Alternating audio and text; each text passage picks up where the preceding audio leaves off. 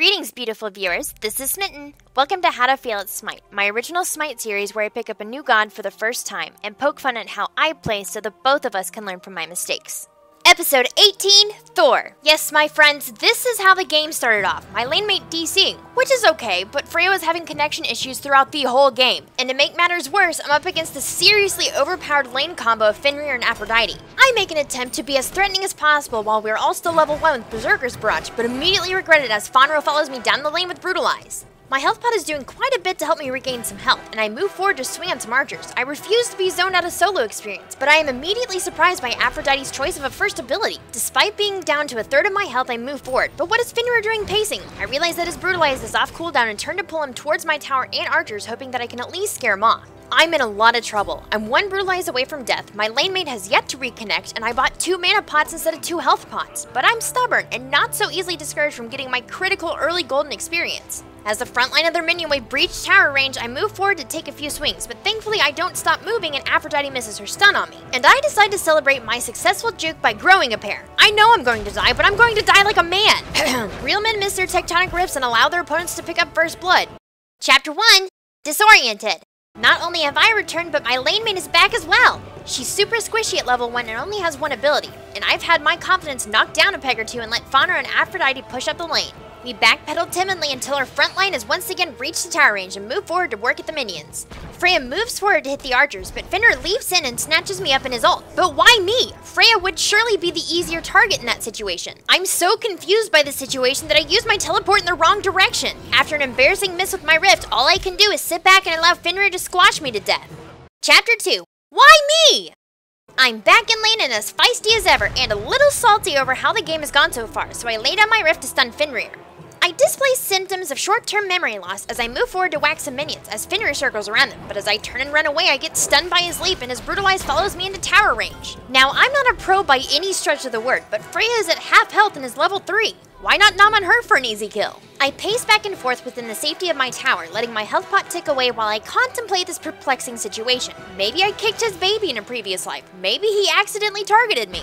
Oh, nope, he's after me. Why, Fenrir? Why? Put me down! It's okay, I might blink, I'm good. Oh god, why isn't it teleporting me? Yep, hypothesis confirmed. I kicked his baby. Chapter 3. I don't know how to gank. After rezzing, I decide to give my middle lane some relief and fire up my Anvil of Dawn. Alright, Smitten, careful aiming and you got this. And I missed. And missed again. Quick, look at Poseidon to see if you need to be embarrassed. Yep, he saw everything. Chapter 4. The pup is mine! We return to see my tower being assaulted by Aphrodite and Mutt. I blink in and spin around trying to dish out as much damage as I can, only to be carried up the lane. I turn and get brutalized on my way to the tower, but thankfully, my on-her rotated over and pinned him up against the wall. I should probably back off, but when I see how low Fenrir's health is, I can't let him off that easy. I blink in and take him down with me. Ha! Your turn! Bark! Chapter 5. Gank Failed Part 2.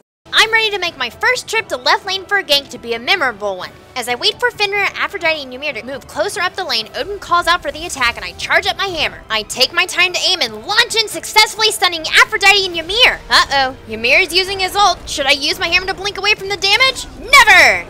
Zeus takes out Aphrodite and I pursue Ymir down the lane, but get frozen in my tracks. Fonro takes advantage and brutalizes me down enough to kill me off with his ult. Before I have a chance to blink away. Note to self, Thor hits like a truck but isn't built like one. Chapter 6. Aim is everything. Cooldown buff in hand, I wait patiently as I watch Apollo try to push my tower. Launching into the air, I take a few seconds to aim, but miss by a long shot. Thankfully, I make sure not to miss my second stun and use Berserker Barrage to take away at his health.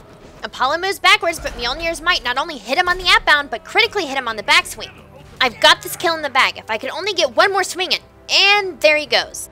Chapter 7. I can't explain. Time to gank left lane again. Once I'm up in the air, I aim for Aphrodite as she is the squishiest target, but I continue the saga of whiffing my ult. I can't explain why I chose to attack Ymir over Aphrodite and get reminded of how sturdy a tank Ymir can be as my hits do very little damage to him. But I need him to die and lock him into place against the wall for on her. He still isn't down, but I have a quest to complete. With my blink and spin combo, I'd pick up the kill. But what we failed to notice was Fenrir and Apollo waiting in the jungle. I turned to see on her get snatched up and killed off in their tower. I feel personal responsibility for his death and apologize for my hesitation. Odin locks Apollo in his cage and we both start swinging away at him, but Apollo once again slips out of the clutches of death. Once the wall drops, Odin and I haul tail down the lane as Fenrir and Aphrodite have stayed close by. I get stunned by Fenrir, knocked up by Apollo, and get away with my blink. I stick around underneath my tower, letting my health pot heal me up as I try to gauge Apollo's decisions. It looks like he's going to stick around, but Odin and I could take them on. Right, Odin? Alright, let's do this. Apollo, you're mine! I blink in and get mesmerized immediately. I turn around and through all of the blood and savagery, I see that Odin decided to go back to base. Why would you abandon your son? Why, Allfather, why? Chapter 8, The Price of Counterjungling. We made a brief comeback in the game by grabbing Fire Giant, and I'm taking a moment to clear out their attack buff when Poseidon comes in and traps me in with his whirlpool. Instead of using my blink to avoid some unnecessary damage, I just casually walk through it. I can't seem to make up my mind on which way I want to go, group up with the rest of my teammates, or meet Fonro head on. Obviously, it's time for some strategic feeding as Fenrir snatches me up and pulls me away from my team. Once I see my screen get red around the edges, I start to panic. I don't have my blink, and by the time I could get my ult off, I'm dead. Back to watching the respawn timer. Chapter 9, Who Needs Active Items? If you answered not Smitten, you would be correct. There's a heated battle in middle lane and I run in to save my team with a stun. I chase them away from the fight. Finally I have him cornered, but this time he pops his ult and runs me away from his team, so when he puts me down, all I have to do is hit him once to pick up the kill. I make my way back towards the main fight, and instead of saving my blink for an escape, I use it to initiate. Once I realize how absolutely screwed I am, it's too late. Ymir freezes me and I get to watch as the fire minions and Ymir kill me off slowly. When angry, your decisions are often bad decisions. Chapter 10, I should have listened to Drybear's advice! In case you're wondering, Drybear recommends wearing headphones while you play Smite so you can listen for audio cues of a nearby enemy.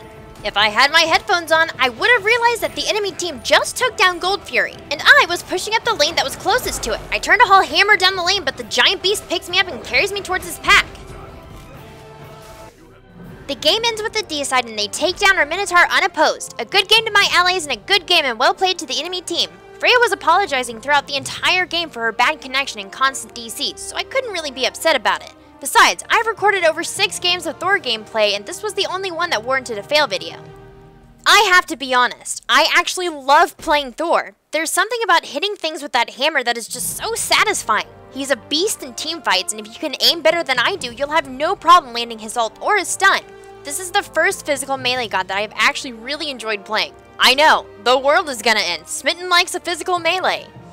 We've added something special to the very end of this video, so after the item build and skill prioritization, prepare yourselves.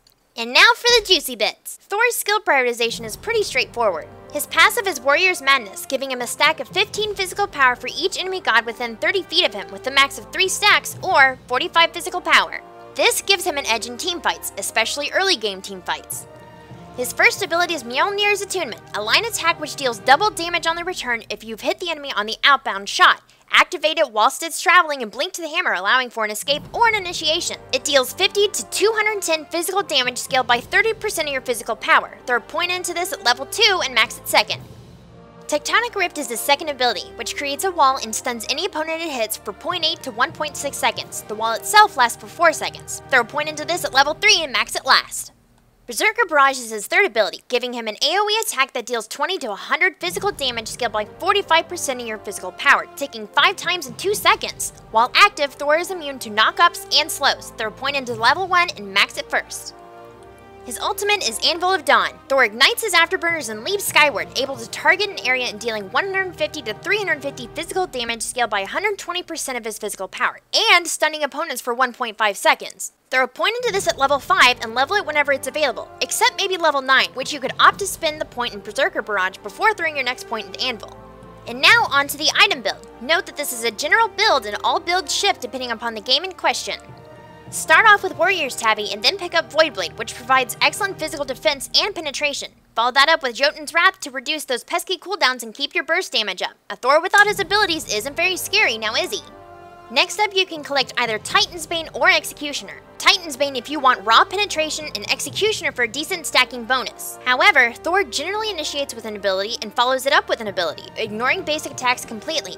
Next up, grab Deathbringer and your core build is finished. Other options include Hide of the Nemean Lion if they're heavy physical, Then you could trade in Executioner or Voidblade for Anka the Bear for even more physical power, or pick up Bulwark of Hope if their mages are causing you grief. Let's not forget that Thor can be an amazing jungler. As such, Bumba's Mask is a good item to start him off with. It all depends on what you want out of the experience, so just fill the role that you're most comfortable with. And so concludes the guide on Thor. If we tickled your fancy, make sure to rate and subscribe for upcoming videos. You can also come hang out with us on Facebook and Twitter. And don't forget to follow us on Twitch to see us streaming live. Links in the description. Feel free to leave your suggestions on how to play this god as well as any feedback you have for us in the comment section below. Thanks for watching, I'm Smitten, and I'll see you next time.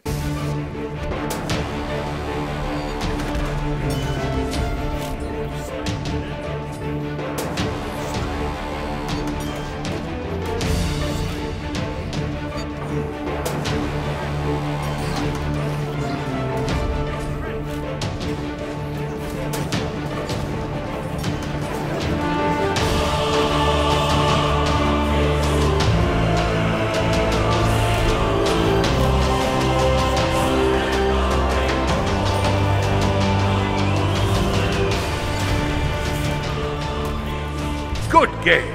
I